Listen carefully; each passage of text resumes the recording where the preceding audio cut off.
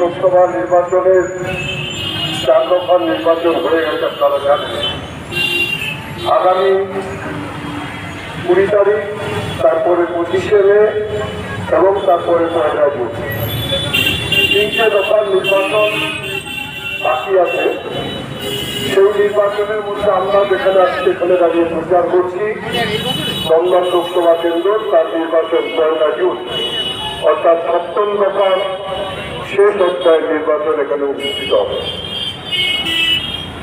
এই কেন্দ্রে কিন্তু আমরা দাঁড়াইনি। গোটা পশ্চিমবাংলায় প্রায় 41টা কেন্দ্র আমরা নির্বাচনে প্রতিদ্বন্দ্বিতা করেছি,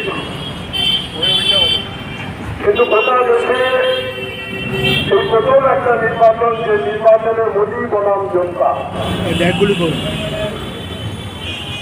এমন কোন সংগঠন নেই ভারতীয় জনতা পার্টি দলকে যদি বাদ দেওয়া যায় তাহলে তারা বিজেপি হটাও, দেশ বাঁচাও।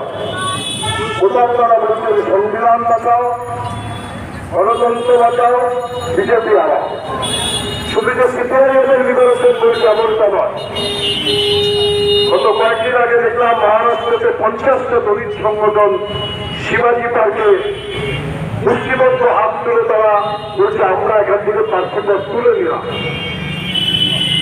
50টা দলিত সংগঠন তারা বলছে আমরা নির্বাচনে লড়ব না, আমাদের একটাই কাজ, ওই ভোট যাতে ভাগাভাগি না হয় মহারাষ্ট্রে, যেভাবে বিজেপিকে পরাস্ত করতে হবে।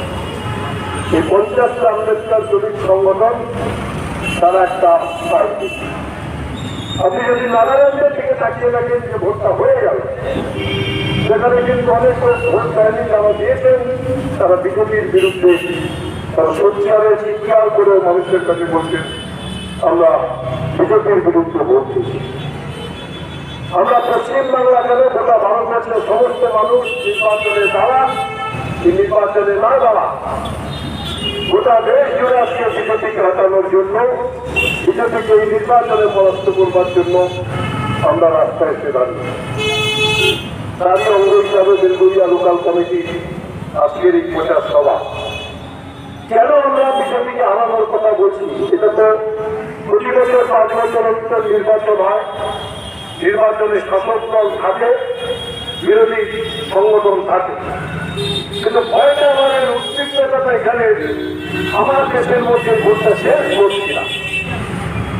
বিজেপির লোকেরা দাঁড়িয়ে বলছেন 1 স্টেট 1 নেশন 1 ভোট, একটাই ভোট হবে আমাদের দেশে।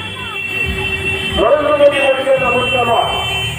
আজকাল থেকে ভারতীয় জনতা পার্টি আমাদের সংসদরা পার্লামেন্টের ভেতর